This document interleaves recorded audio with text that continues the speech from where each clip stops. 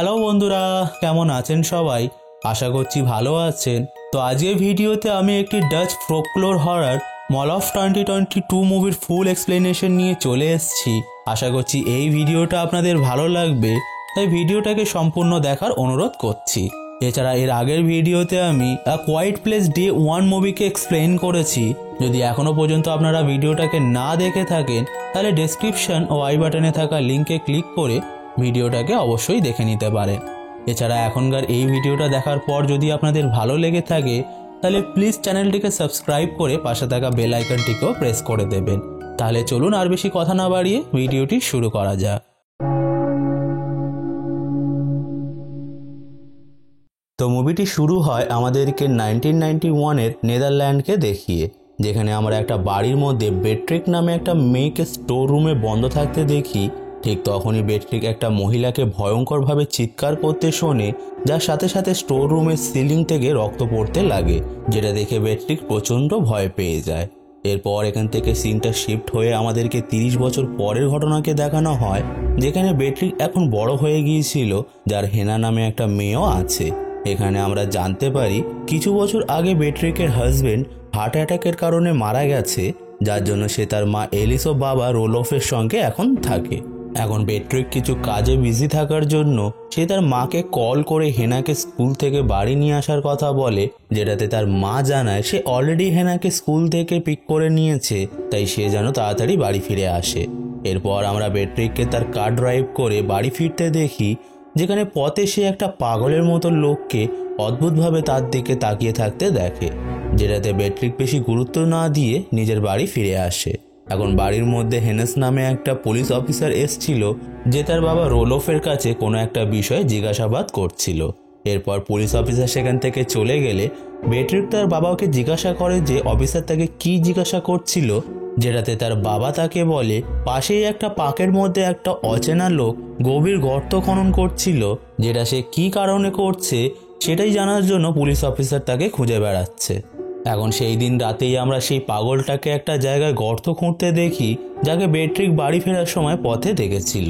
এখানে লোকটি বারবার কারোর উইসপারিং শুনতে পাচ্ছিল যে তাকে গর্ত খুঁড়তে বলছে, কিন্তু ঠিক তখনই সে তার সামনে কারোর শ্যাডোকে দেখতে পায় যে তার দিকেই এগিয়ে আসছিল। এখন পরের দিন সকালে পুলিশেরা একটা ডেড বডিকে পায়, যেটা আর কারোর নয়, সেই পাগল লোকটারই ছিল। এর মধ্যেই সেখানে কিছু আর্কিওলজিস্টের টিম চলে আসে, যাদেরকে জনাস নামে একজন লিড করছিল। আর এখানে তাদেরকে একটা বহু পুরানো মহিলার ডেড বডিকে পরীক্ষা করার জন্য ডাকা হয়েছিল। এখন পাশেই অনেকগুলো পুলিশকে কোনো বিষয়ে ইনভেস্টিগেশন করতে দেখে জনাস তার টিম মেম্বার সঞ্জয়কে বিষয়টা জিজ্ঞাসা করে, যেটাতে সঞ্জয় বলে পুলিশ এখানে এক অন্য লোকের লাশকে পেয়েছে যে এখানে গর্ত খনন করছিল। আর ইনভেস্টিগেশনের দরুন জানা গেছে যে এই লোকটা হাইপোথেরমিয়ার কারণে হার্ট অ্যাটাক হয়ে মারা গেছে। এনিওয়েজ, এখন সেই দিন রাতে বেট্রিকের একটা দুঃস্বপ্ন দেখার কারণে ঘুম ভেঙে যায়, আর ঠিক তখনই সে তার মায়ের চিৎকার শুনে যখন তার রুমে যায়, সে দেখে তার মা অদ্ভুতভাবে আচরণ করছে। তাই সে তার মাকে সামলে নেয়, আর সেই মুহূর্তে সেখানে হেনা চলে আসে, যে একটা ভয়ঙ্কর স্বপ্ন দেখে উঠে গিয়েছিল। তাই বেট্রিক তাকে নিয়ে যখন তার রুমে ঘুম পাড়াতে যায়, ঠিক তখনই সে তার রুমের জানালা দিয়ে তাদের বাড়ির গার্ডেনে কাউকে দাঁড়িয়ে থাকতে দেখে, যে কিছুক্ষণ বাদেই উধাও হয়ে যায়। তাই সে যখন নিচে গিয়ে তার মা বাবাকে জিজ্ঞাসা করে তারা কাউকে দেখেছে কি না, যেটাতে তারা না বললে বেট্রিক জানে সে কিছুক্ষণ আগেই তাদের গার্ডেনে কাউকে দাঁড়িয়ে থাকতে দেখেছে, যেটা শুনে তার মা বলে ওটা সেই পাগল লোকটা হবে যে পাশেই পাকের মধ্যে গর্ত খুঁড়ছিল। যেটাতে রোলফ বলে সে অলরেডি মারা গেছে, তাই তার ধারণা অনুযায়ী এটা জনাসের টিম মেম্বারের মধ্যে কেউ হবে, যার জন্য পরের দিন সকালে সে জনাসের কাছে গিয়ে রাতে তার বাড়ির আশেপাশে তাদের টিম মেম্বারদের ঘোরাফেরা করার জন্য ঝামেলা করতে লাগে। ঠিক তখনই সেখানে বেট্রিক চলে আসে, যে তার বাবাকে শান্ত করে এবং সেখান থেকে নিয়ে চলে যাবে তার আগেই জনাস তার টিম মেম্বারের হয়ে তার কাছে ক্ষমা চায়। এরপর তারা একে অপরের সঙ্গে কথা বলতে লাগে, যার দরুন জনাস তাকে তাদের লোকাল ক্লাবে ড্রিঙ্কস করার জন্য ইনভাইট করে, যেটাতে বেট্রিক রাজি হয়ে যায়। নেক্সট সিনে আমরা বেট্রিককে তার মাকে নিয়ে ডক্টরের কাছে যেতে দেখি, কারণ তার মায়ের প্রায় সময় প্যানিক অ্যাটাক মতো আসছিল। তাই ডক্টর চেক আপ করার পর বলে এই ধরনের অ্যাটাকস অনেক সময় ট্রমার কারণে হতে পারে, যার জন্য ডক্টর তাকে থেরাপি নেওয়ার সাজেশন দেয়। অন্যদিকে বাড়ির মধ্যে রোলফ একটা মোশন ক্যামেরাকে বাড়ির আশেপাশের গাছে লাগিয়ে দেয়, যাতে করে রাতে যদি কেউ তাদের বাড়ির আশেপাশে ঘোরাফেরা করে তাহলে তার যেন পিকচার এই ক্যামেরা দিয়ে ক্লিক হয়ে যায়। এখন সেই দিন সন্ধ্যায় আমরা বেট্রিককে ভায়োলিন বাজিয়ে নতুন সুর বানাতে দেখি, যেখানে আমরা জানতে পারি যে সে লোকাল স্কুলে মিউজিশিয়ানের কাজ করত। এরপর আমরা বেট্রিককে জনাসের সঙ্গে লোকাল ক্লাবে দেখি, যেখানে তারা একে অপরের সঙ্গে বন্ডিং করতে লাগে, যার দরুন বেট্রিক তার এক্সকে সদ্য বিবাহ করা তার ওয়াইফের সঙ্গে সেখানে দেখে, যেটা দেখে বেট্রিক একটু আনকমফোর্টেবল ফিল করে, যার জন্য সে জনাসকে নিয়ে সেখান থেকে বেরিয়ে যায়। এরপর তারা রাস্তা দিয়ে হাঁটতে হাঁটতে গল্প করতে লাগে, যার দরুন জনাস বেট্রিককে জিজ্ঞাসা করে যে সে দ্বিতীয় বিয়ে কেন করলো না, যেটার উত্তরে বেট্রিক তাকে জানায় তার ধারণা অনুযায়ী তাদের পরিবার অভিশপ্ত, কারণ তার নানির মার্ডার হওয়ার পর তার মা একটা অচেনা রোগে অসুস্থ হয়ে পড়েছে, যেটা চিন্তায় চিন্তায় তার বাবা ড্রিঙ্কিং শুরু করে দেয়, যার জন্য তার বাবার জবও চলে যায়। শুধু এটাই নয়, সাডেনলি তার হাজব্যান্ডও হার্ট অ্যাটাকের কারণে মারা যায়, যার জন্য তাকেই পুরো পরিবারটাকে সামলাতে হচ্ছে। এছাড়া তার একটা মেয়েও আছে, যার জন্য সে দ্বিতীয় বিয়ে করেনি, যেটা শুনে জনাস একটু অবাক হয়ে যায়। এখন পরের দিন সকালে বেট্রিক যখন স্কুলে যায়, সেখানে সে স্কুলের প্রিন্সিপাল এডউইককে তার বানানো মিউজিক শোনাতে লাগে, যেটা স্কুলে হওয়া ফাংশনের জন্য প্রয়োজন ছিল, কিন্তু এডউইকের মিউজিকটা পছন্দ হয় না, যার জন্য সে সেটাকে রিজেক্ট করে দেয়। যেটার পর সে বেট্রিককে তার সঙ্গে একা দেখা করার কথা বলে, যেটাতে বেট্রিক রাজি হয় না।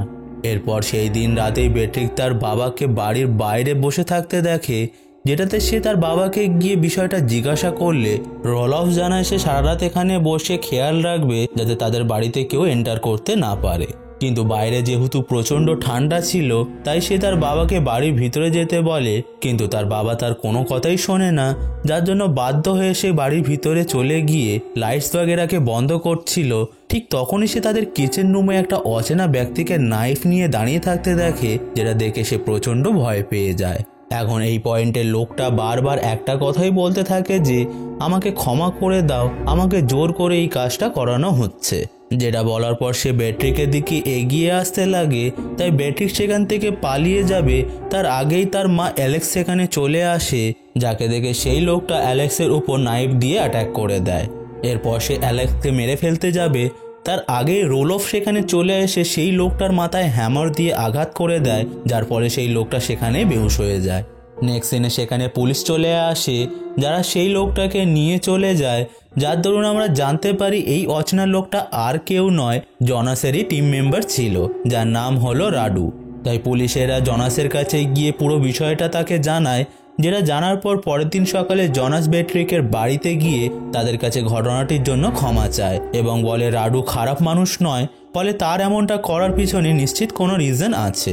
যেটা শুনে রোলফ অ্যালেক্সকে বলে আবার সেই ঘটনাগুলো ঘটছে, তাই হতে পারে সে পুনরায় ফিরে এসছে, যেটাতে অ্যালেক্স বলে এগুলো তোমার ভুল ধারণা, কিন্তু এখানে তারা কার কথা বলছে এবং কে ফিরে এসছে সেটা আমরা আগেই জানতে পারবো।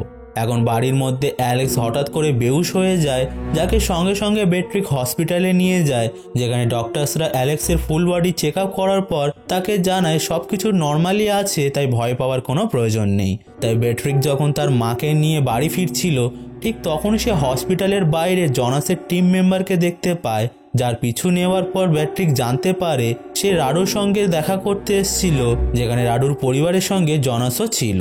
যেটা দেখে বেট্রিক রাডুর রুমের সামনেই বসে পড়ে, যাকে দেখে রাডুর ছোট মেয়ে তার দিকে অদ্ভুতভাবে তাকিয়ে থাকে, যেটা দেখে বেট্রিক আনকমফোর্টেবল হয়ে যায় এবং সেখান থেকে চলে গিয়ে এলিভেটরে উঠে পড়ে, যার পিছন পিছন গিয়ে রাডুর মেয়েও এলিভেটরে উঠে যায়। যেটার পর সে হঠাৎ বেট্রিকের হাত ধরে একটা অন্য ল্যাঙ্গুয়েজে নু আ মোরেদ বলে, যেটা বলার সাথে সাথে বেট্রিক তার পিছনে একটা ইভিল স্পিরিটকে দেখতে পায়, যেটা হঠাৎ করে গায়েব হয়ে যায়। ফলে বেট্রিক প্রচণ্ড ভয় পেয়ে গিয়ে সেখান থেকে দ্রুত বার হয়ে তার গাড়িতে গিয়ে বসে পড়ে।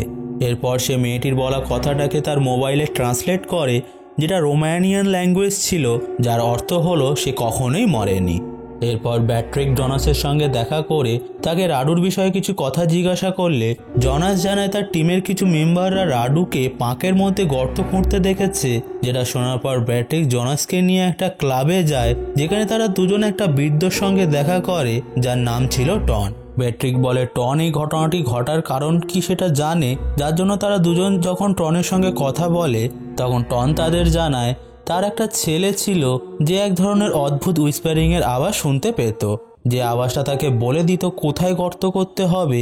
এছাড়া এই উইসপারিংয়ের আওয়াজটা হেলেন নামে এক মহিলার ছিল, যাকে এই টাউনে হেলেন দ্য উইসপারার নামে জানা যায়। হেলেন সকলকে দ্য লেজেন্ড অফ ফেইকার ব্যাপারে বলতো, যে এই টাউনের একটা আরবান লেজেন্ড। টন আরও বলে যে তার বাবাও এক ধরনের আওয়াজ শুনতে পেত, যে তার ছেলে স্পিরিচুয়াল গুরু ছিল। এখন কথাগুলো জানার পর তারা দুজন সেখান থেকে বেরিয়ে বাড়ি ফিরতে লাগে, যেখানে পথে যেতে যেতে জনাস বেট্রিককে ফেইকার লেজেন্ডের বিষয়ে জিজ্ঞাসা করে, যেটার উত্তরে বেট্রিক জানায় ফেইকার লেজেন্ড এই টাউনের খুবই বিখ্যাত একটা কাহিনী, যার মেন ভিলেন ছিল হেলেন। এখানে লোক মুখে শোনা যায় হেলেন এখনও মানুষের কানে এক ধরনের অদ্ভুত উইসপারিং করে, কিন্তু এইগুলো তো শুধুমাত্র বাচ্চাদের একটা কাহিনী মাত্র, যেখানে তার বাবার কথা অনুযায়ী সেও নাকি এই ধরনের উইসপারিংয়ের আওয়াজ শুনেছে। এখন এইসব কথা বলার পর বেট্রিক সেই মহিলাটির লাশের ব্যাপারে জনাসকে জিজ্ঞাসা করে, যাকে নিয়ে তারা রিসার্চ করছে, যেটাতে জনাস আপাতত কিছু বলতে রাজি না হলে বেট্রিক জনাসের ওপর প্রচণ্ড রেগে যায় এবং গাড়ি থামাতে বলে গাড়ি থেকে বেরিয়ে যায়। তাই জনাস তার পিছনে গিয়ে তার কাছে বিষয়টার জন্য ক্ষমা চাইতে লাগে, যেটার পর আমরা তাদেরকে একে অপরের সঙ্গে ইন্টিমেট হতে দেখি। নেক্সট সিনে আমরা জনাসকে তার কাজের সাইটে ফিরে যেতে দেখি, যেখানে তার টিমমেট জনসা তাকে জানায় এই ডেড বডিটার গলায়ও সেম ভার্টিক্যালি কাট করার দাগ আছে, যেটা তারা বাকি লাশগুলোর মধ্যে পেয়েছে। এখন সেই দিন রাতে বেট্রিকের বাড়িতে রোলফের লাগানো মোশন ক্যামেরাতে কিছু পিকচার ক্লিক হয়, যেগুলোকে পরের দিন সকালে সে পুলিশ অফিসারকে দেখালে অফিসার তাকে জানায় পিকচারগুলোতে কিছুই ক্লিয়ার বোঝা যাচ্ছে না। অন্যদিকে সেই মুহূর্তে বেট্রিকের স্কুলে দ্য লেজেন্ড অফ ফেইকার কাহিনীকে বাচ্চাদের নাটকের মাধ্যমে আমাদেরকে দেখানো হয়, যেখানে ঠিক একই সময় জনাসের টিমমেট জনাসও বাকিদেরকে দ্য লেজেন্ড অফ ফেইকার কাহিনীটা বলতে শুরু করে, যার দরুন আমরা জানতে পারি আজ থেকে বহু বছর আগে এখানে ওয়াল্টার ও হেলেন নামে খুবই কঠোর ও নির্দয়ী রাজা রানী থাকতো, যাদের রাজমহলে অনেকগুলো চাকর বাকর কাজ করত। যেখানে একদিন ওয়াল্টারের কুনজর তাদের চাকরদের মধ্যে একজনের ওপর পড়ে, যার নাম ছিল ফেইকা। তাই সুযোগ বুঝে সে একদিন ফেইকার সঙ্গে জোর জবরদস্তি করে, যার ফলে একসময় ফেইকা প্রেগনেন্ট হয়ে যায়। যেখানে হেলেনা যখন বিষয়টা জানতে পারে তখন সে ফেইকাকে উইচ বলে সমস্ত দোষ তার ঘাড়েই চাপিয়ে দেয়, যেটার পর সে তার শাস্তি হিসাবে তাকে মৃত্যুদণ্ডের আদেশ দেয়, যেটাতে ফেইকা তার প্রাণ বাঁচানোর জন্য ঈশ্বরের কাছে প্রার্থনা করতে লাগে, কিন্তু তার প্রার্থনা ঈশ্বরের জায়গায় শয়তান শুনে নেয়, যার দরুন মলখ নামে এক হেডার গড, যাকে গড অফ চাইল্ড স্যাক্রিফাইস নামেও জানা যায়, সে ফেইকার সাহায্য করে। যেখানে মলখ বলে আমি তোমাকে বাঁচিয়ে নেব, কিন্তু পরিবর্তে তোমাকে তোমার বাচ্চাকে আমার জন্য স্যাক্রিফাইস করতে হবে, যেটাতে ফেইকা রাজি হয়ে যায়। পরে তার কপালে মলখের সিম্বল তৈরি হয়ে যায়। এরপর পরের দিন সকালে হেলেন যখন ফেইকাকে সবার সামনে নিয়ে এসে তার দোষকে কবুল করতে বলে, ঠিক তখনই ফেইকা একটা নাইফ দিয়ে তার গলায় ভার্টিক্যালি কেটে দেয়, যার দরুন ফেইকা তো মারা যায়, তাদের সাথে হেলেনাও মারা যায় এবং ফেইকার আত্মা হেলেনার শরীরে ট্রান্সফার হয়ে যায়। ঘটনাটির পর ফেইকা হেলেনের রূপে সেখানকার মানুষের জন্য ভালো ভালো কাজ করে, যার জন্য এখানকার মানুষরা এখনও তাকে এত বেশি রেসপেক্ট করে। অন্যদিকে সেই সময় আমরা বেট্রিককে দেখি যে তার মেয়ে হেলেনার বানানো একটা স্কেচ দেখতে পায়, যার মধ্যে হেলেনা সেই ইভিল স্পিরিটের স্কেচ বানিয়েছিল, যাকে সে এলিভেটরের মধ্যে দেখতে পেয়েছিল। এখন বিষয়টা দেখে বেট্রিক প্রচণ্ড ভয় পেয়ে যায়, যেটার পর সে যখন বাড়ি ফেরে সে দেখে তার বাবা বাড়ির আশেপাশে কিছু ট্র্যাপ সেট করছে, যাতে করে আর কেউই তাদের প্রপার্টিতে এন্টার করতে না পারে। এখন বেট্রিক যেহেতু খুবই ভয় পেয়ে গিয়েছিল, তার জন্য সে টনের কাছে গিয়ে সমস্ত ঘটনা জানায়, যেটা শোনার পর টন বেট্রিককে একটা স্পিরিচুয়াল ভাইব্রেশনের সাহায্যে একটা রিচুয়াল পারফর্ম করে, যার দরুন বেট্রিক তার ছোটোবেলায় সেই ঘটনাকে মনে করতে পারে যখন তার নানি মার্ডার হয়েছিল।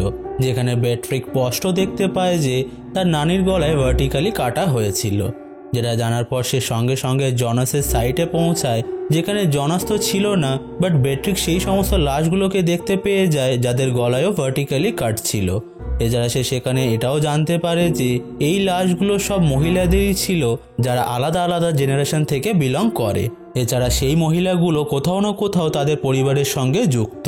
এখন এগুলো জানার পর বেট্রিক দ্রুত বাড়ি ফিরে তার পরিবারকে নিয়ে এখান থেকে পালিয়ে যাওয়ার জন্য জিনিসপত্র গোছাতে লাগে, কারণ সে বুঝে গিয়েছিল এই অভিশাপটা তাদের পরিবারের মধ্যে রান করছে, যার দরুন এখানে থাকলে তারাও মারা যাবে।